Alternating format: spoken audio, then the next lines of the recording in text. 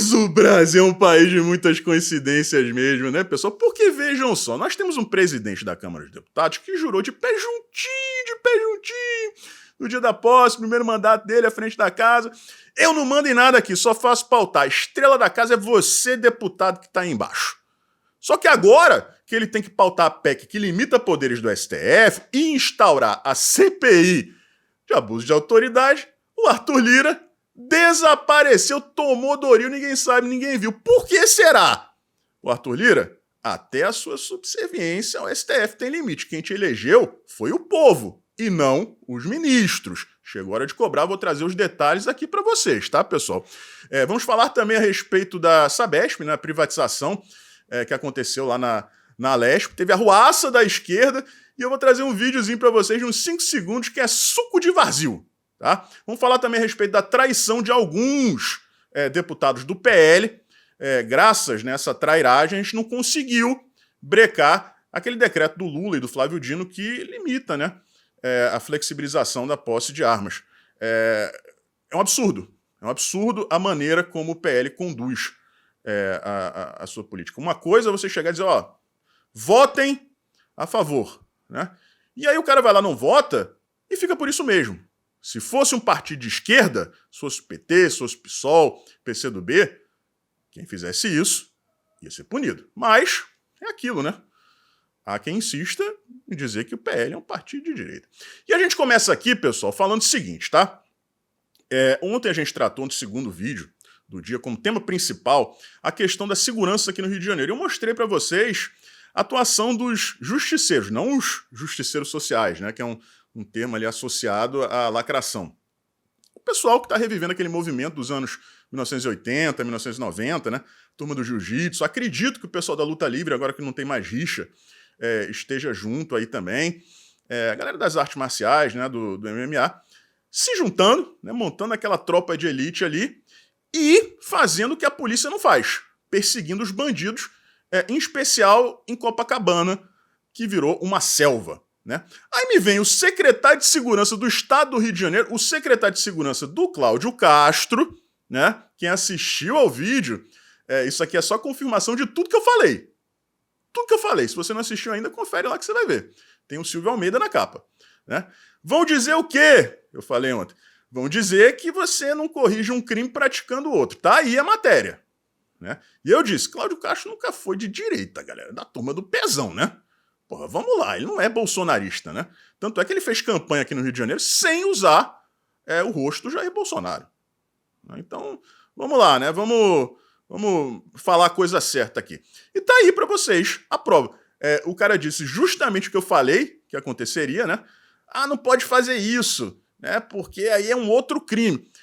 Não garantiu o aumento do policiamento, né? Na verdade, disseram que não vai acontecer, vai continuar do mesmo jeito, né? E aí, vão começar a perseguir os caras que perseguem bandido. Né?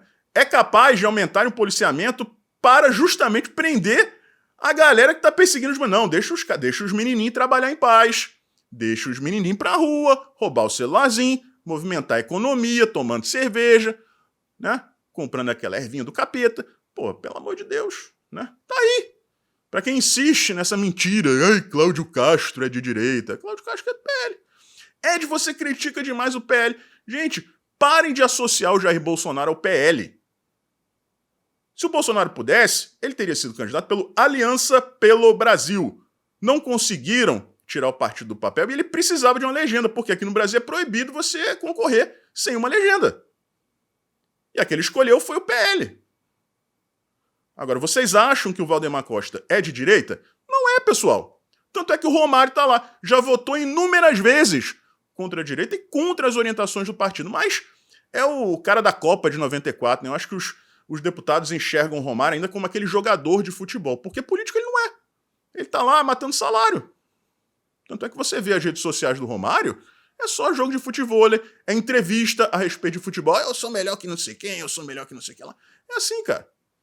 E tá lá o povo besta votando nesse cara e bancando o salário dele agora para não fazer nada, trair o partido, trair a direita, o eleitorado que o elegeu. Né? Aí vamos continuar aqui, vamos falar a respeito dessa votação, porque era o seguinte, era regime de urgência para assustar naquela decisão do Lula e do Flávio Dino, aquele decreto, né, que meio que anula a flexibilização da posse e do porte de armas, né? E a gente precisava de 257 votos, 257 deputados. Tivemos 254, faltaram apenas 3. Aí você pensa, putz, passou raspando, a gente está bem. Só que eu vou ler aqui para vocês os nomes dos deputados que não votaram. Alguns votaram não. 2 votaram não, do PL, tá? Alguns simplesmente não compareceram, alguns se abstiveram. Não dá tudo no mesmo. Se você votou não, se absteve ou não esteve presente, é tudo a mesma coisa. Vamos ler os nomes aqui porque os eleitores precisam saber. Lista divulgada por um dos grandes deputados que temos hoje em dia, tá? O Marcos Paulon.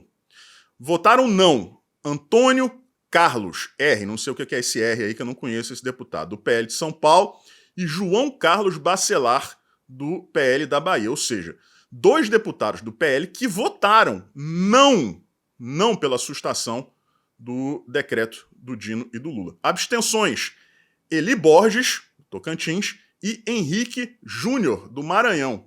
Estado de quem? Estavam ausentes Capitão Augusto, de São Paulo, Fernando Rodolfo, de Pernambuco, Samuel Viana, de Minas Gerais, Silvio Antônio, do Maranhão, Tiririca, de São Paulo, e o Wellington Roberto, da Paraíba. Galera, é o seguinte, é tudo igual? Na minha opinião é tudo igual. A não ser que um desses deputados ausentes venha com uma justificativa bem, né, plausível ali. Tipo, minha esposa estava em trabalho de parto, né? Eu tenho um parente próximo que está no hospital, né? Eu não pude comparecer porque eu tô com um problema sério de saúde. Aí beleza, né? Ou então, eu ia viajar hoje, o voo foi cancelado, eu não tive como ir. Tranquilo, tá? Agora, eles têm que se pronunciar e têm que provar isso aí. Caso contrário, todos estão no mesmo barco, são traíras. E como eu disse aqui, o PL, se ele quer se consolidar como um partido de direita, né? É difícil, mas vamos lá, vamos supor que eles queiram realmente, né, se consolidar como partido de direita, conservador e tal. Tem que fazer uma triagem. Né? O Romário não pode ser do PL, o Tiririca não pode ser do PL. E essas pessoas que estão aí, né, que traíram a direita, traíram seus eleitores, essas pessoas aí, pessoal, têm que ser punidas. Como seriam punidas se fossem do PT e traíssem, né, o desejo do partido? Mesmo vale para o PSOL, para o PCdoB, para o PDT. Na esquerda não tem isso. Então por que na direita deveria ter? Não, porque a direita tem a liberdade, né, e tal. Gente, isso aqui é uma questão crucial. Questão crucial. Isso aqui é inegociável.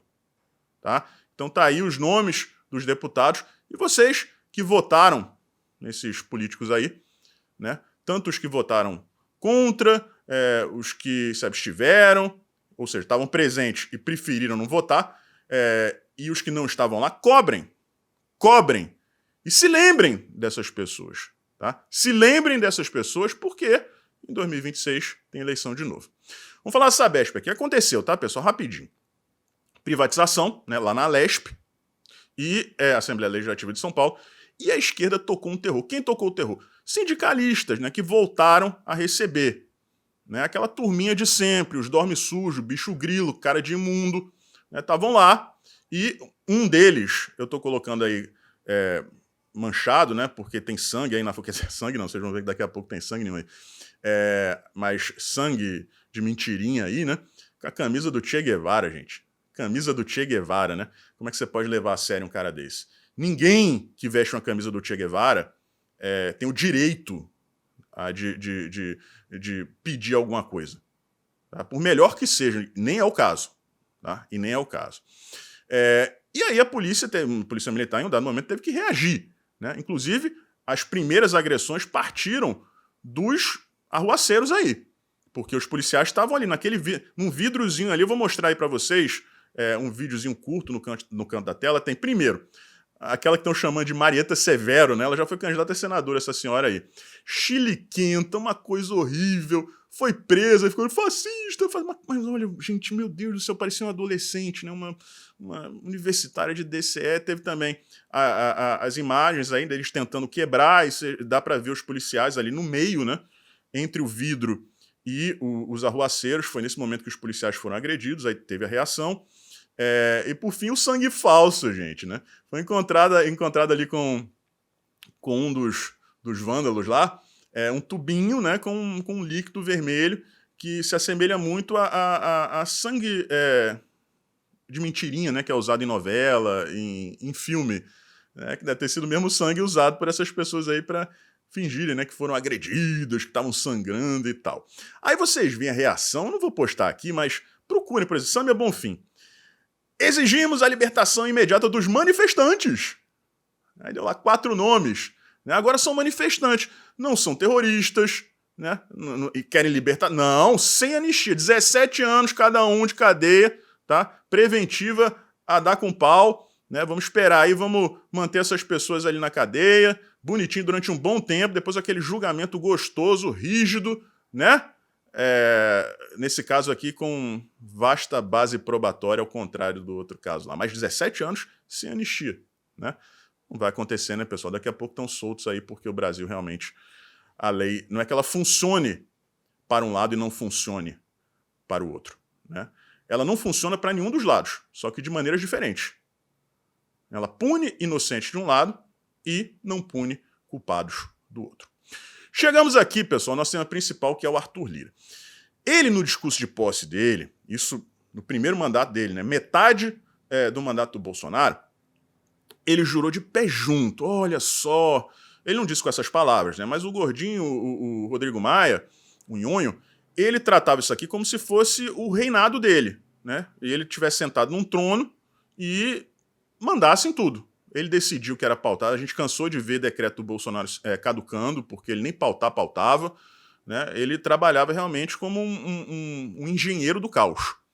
E aí, quando o Arthur Lira entrou, foi um alívio. Por quê? Ele pautou praticamente tudo. Ele cumpriu com a palavra dele durante a segunda metade do mandato do Bolsonaro, tá, pessoal? Com uma exceção gravíssima, que foi a sustação da questão do pedido de prisão do Daniel Silveira. Se ele tivesse pautado isso, o Daniel não estaria preso. Mas o Arthur Lira foi covarde e não pautou. Fora isso, ele realmente cumpriu com a palavra dele na questão de pautar.